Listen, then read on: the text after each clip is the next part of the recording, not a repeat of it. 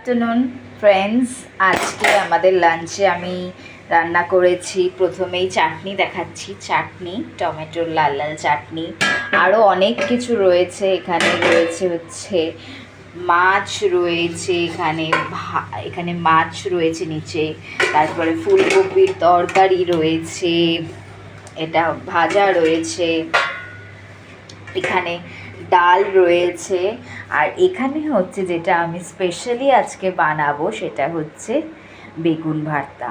সেই জন্য আমি কি করেছি, এখানে বেগুন ভেজে নিয়েছি, এখানে রয়েছে পেঁয়াজ, আলু, লঙ্কা, টমেটো সব ভেজে নিয়েছি, এখানে আলু সেদ্ধ করে নিয়েছি, আর হচ্ছে এটা ধনে পাতা। এই সবটা দিয়ে আমি এখন বেগুন ভর্তা বানাবো।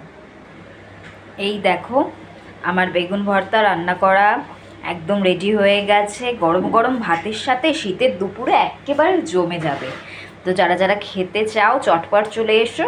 আজকের জন্য এই অবধি, দেখা হবে, টাটা।